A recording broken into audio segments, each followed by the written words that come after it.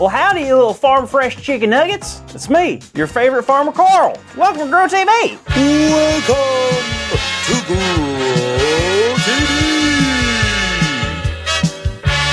Hosted by Carl,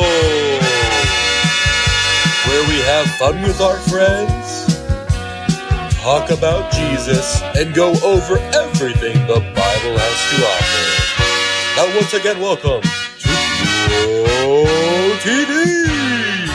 Hey there, kids. You just caught me before I headed inside for the day. I don't know if you remember, but I'm going to be at this farm all month. My cousin Cletus is out of town, and I'm in charge of this whole farm. Isn't that incredible? I can tell you what, just in my first week here, I learned a whole lot. Specifically, 3 things. Number 1, do not sneak up on animals, especially the big ones. I tried to scare my horse the other day, and wowza, I thought my head got kicked 2 counties over. Number 2, milk does not grow in milk jugs in the ground. I dug for days around here trying to find some milk. But after some research, I found out that milk comes from a completely different place. And finally, number 3, everything is alive. Let me explain. I had no idea exactly what happened on a farm until I got here. But now I'm realizing pretty much everything around here, it's alive. The animals, the nature, even the vegetables.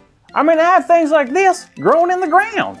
They're getting bigger and changing every day. Everything is alive. Including Jesus. Who said that?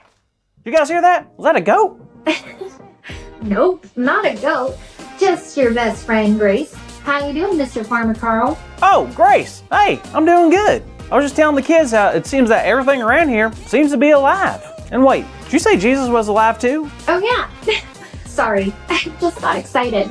I just finished my Bible reading for the day and it was the perfect reminder. Oh, well, tell me more. Awesome. So, you remember last week when we talked about Peter and how Jesus was captured? How could I forget? Well, the thing is, they had taken Jesus and planned to punish him, even though he had done nothing wrong. He didn't even get a fair trial where he could make his case. All the people in power had already made up their minds to sentence Jesus to death. But before that, they put a crown of thorns on his head. They beat him and treated him very badly. Ugh, I hate thinking about that. I know, it wasn't easy for Jesus at all. They took him and they hung him on a cross, putting nails in his hands and feet. While Jesus was up there on the cross, he began to pray to God. Other people who were there heard him and watched. Eventually, Jesus became weak, his body gave up, and Jesus died on that cross. I've heard this story so many times before, but it never stops being the saddest story ever. It's even sadder because it's a true story of what Jesus went through for us. The good news is that it wasn't the end. When Jesus took his last breath, the earth began to shake. An earthquake shook the land so hard that buildings rattled and the curtain in the temple tore apart. Everyone was blown away, and it became very obvious to everyone there that Jesus was truly the Son of God. Of course he is. They should have known that from the beginning. Well, after that happened, a man named Joseph asked if he could take care of Jesus' body. When he got the permission, he placed Jesus' body inside a tomb that he had made himself. So they wrapped up Jesus in a cloth and placed him in this tomb. Didn't they also have a huge rock that they rolled in front of it? They sure did. Now, before Jesus was on the cross, he had told his people that after 3 days of being dead, he would rise and live again. So the leaders made sure to put a huge rock in front of that tomb so that none of Jesus' followers could take his body and pretend to make that proclamation come true. It didn't matter though, because nearly everyone forgot that Jesus said he would come back to life. I mean, it sounds impossible. So no one came looking for him on the 3rd day? Huh. Well, he did get visitors, but mostly to mourn him. 2 of the people that showed up at the tomb were Mary Magdalene and the other Mary. They both saw something spectacular. A cow doing a backflip off a tractor in a cornfield? Not quite. It was an angel. The angel looked at Mary and the other Mary and said, Do not be afraid, for I know that you are looking for Jesus, who was crucified.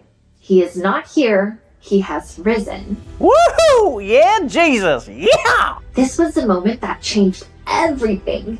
Jesus came back to life after being dead for 3 days. This was unheard of, and it meant that Jesus was telling the truth about it all.